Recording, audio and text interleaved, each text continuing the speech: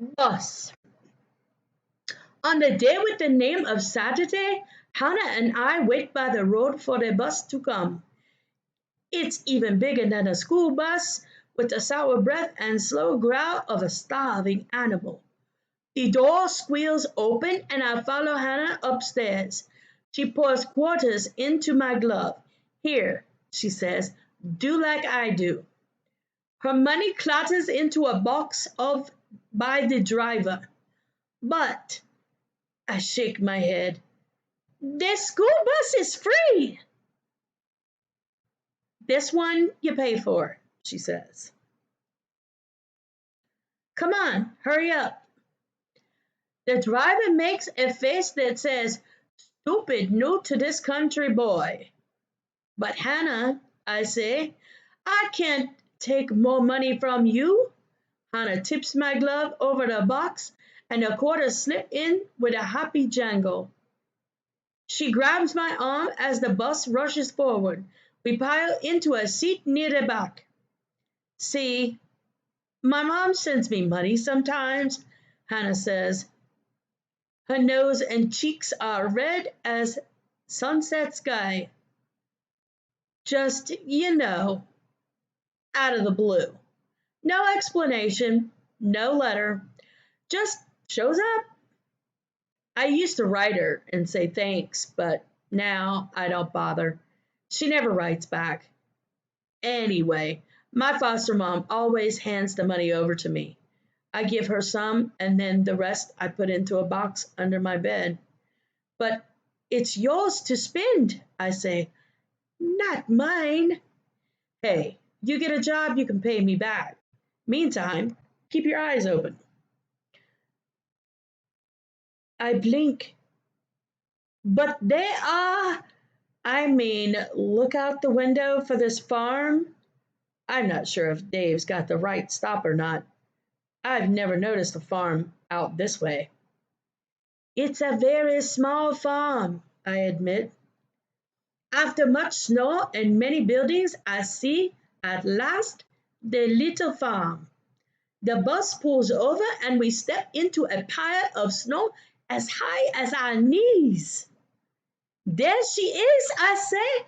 The cow is standing near a shed and she looks bored and cold. I thought she was a girl, Hannah says. She has horns. Girl cattle can have horns, I explain. Really, Hannah says. Way to go, girl cow. So now what? Then I take a deep breath of icy air. It is like swallowing an arrow. Now, I say, I get the job. Lou. It's hard to walk to the house where the owner of the cow lives. Much snow makes a home in my boots. When we get to the door, Hannah shows me a button that makes music happen, and soon the door opens. The woman standing there doesn't seem surprised to see us. Well, hello, she says. May I help you, kids? I am Kek, I say, from Africa. And this is Hannah from Minneapolis, Hannah adds. I'm Louise, the woman says. From the wrong side of the tracks. Call me Lou. Weren't you here the other day talking to my cow? I nod. I just wanted to say hello to her. Lou thinks about this for a moment. It's bitter out there. Come on. We step into safe, warm air and sweet cooking smells. So you two are selling something? Lou asks. Raising money for school? I am here about your cow, I say. I see. Lou nods slowly.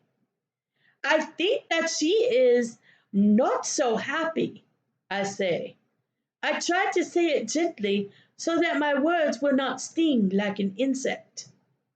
Lou puts her hands on her hips. She's wearing jeans like mine and a big shirt, and her hair is short and silver like a fresh moon. She has many wrinkles to show her great knowledge of the world. You better sit. This may take some time. Lou points to the kitchen table. I was unaware that my cow was depressed, although I'm not entirely surprised. She's seen better days. Lou pushes off a plate of cookies in front of us. Chocolate pieces tease like jewels in the sun. Please, she says, have some. I don't want to be impolite, so I take 5.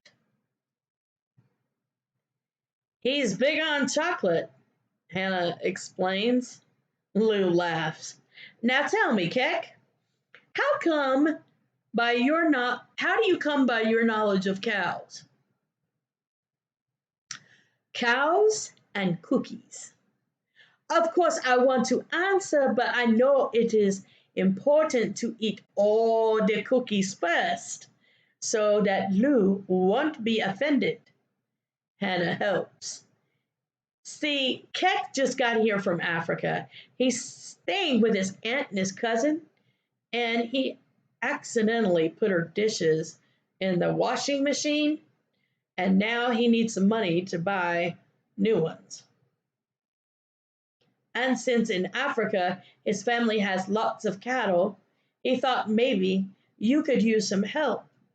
She pauses to take a bite of cookie, and now she can't talk either.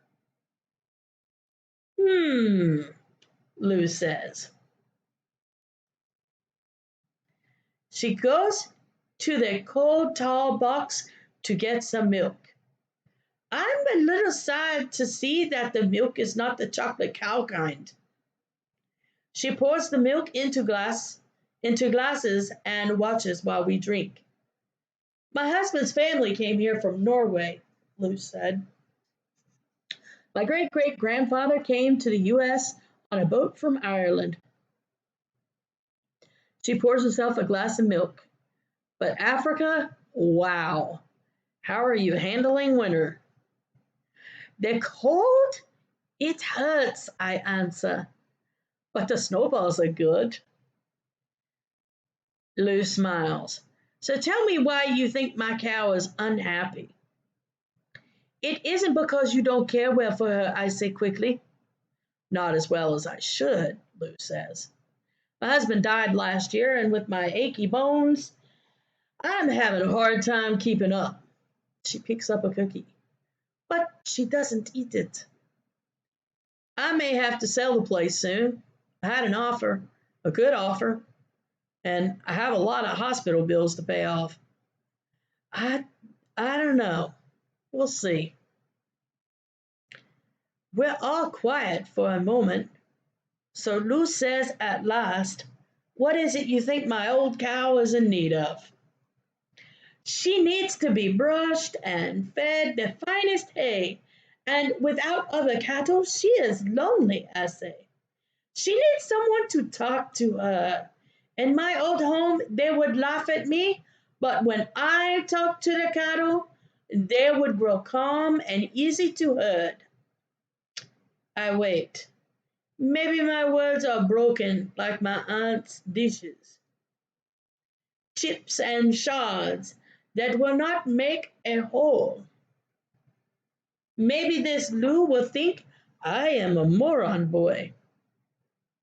Have another cookie, Keck, says Lou. Night talk.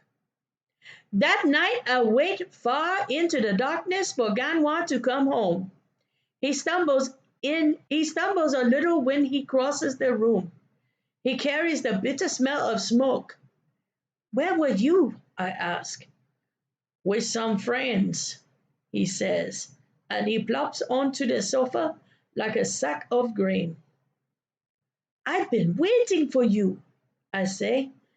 I wanted to tell you my good news. I got a job. Ganwa lifts his head to stare at me. A job? Doing what? Helping a lady care for her farm. For a while at least. She's old and her husband died last year. She can't pay me very much, but I think I make enough to buy new dishes for your mother. Ganwa's eyes say I am telling a lie. Or maybe a joke? How did you get a job like that? I lift my shoulders. I just went to her door and asked. Her cow didn't look good. Father would never have owned such a sad looking animal. Ganwa drops his head and covers his eyes with his hand.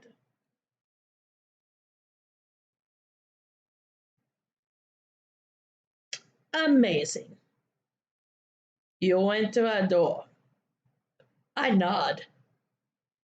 I've been here a year and a half, Ganwa sighs. You've been here what, like a week? We're quiet for a while. I can hear the code box humming. I do not want Ganwa to be angry with me. I want him to understand because he is the only one who can. I miss the cattle, I say at last. I miss moving them, watching them graze, the sun so hot on your back, Violet singing. Ganwa doesn't answer. I think maybe I should not talk of days past with my cousin. I cringe, waiting for the heat of his words. Ganwa rubs his eyes when he speaks. His voice is sad, not angry. I always knew what to do, he says. Morning, they'd graze. Noon, we'd lead them to stream. Afternoon, we'd head home. We always had somewhere to go, not like here, stuck in an apartment or at school.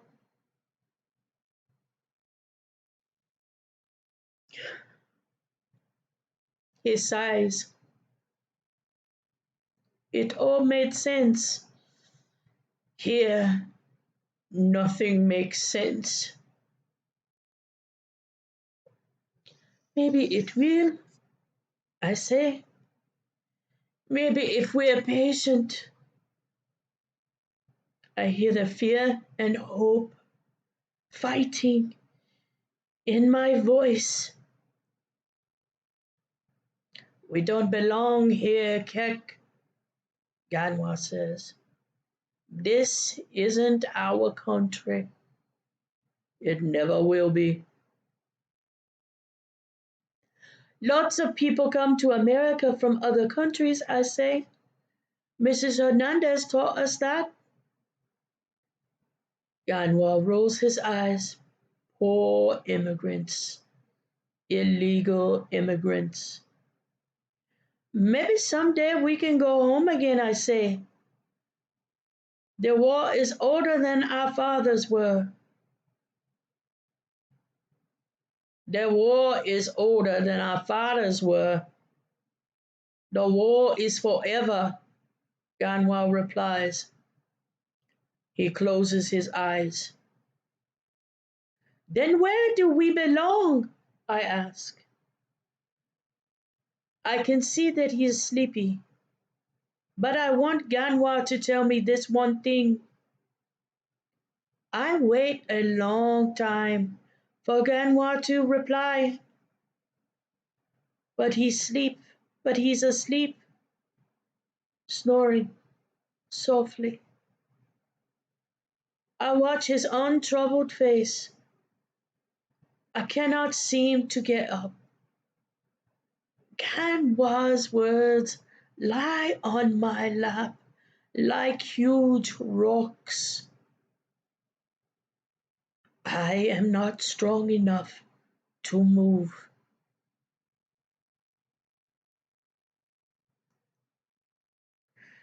I sit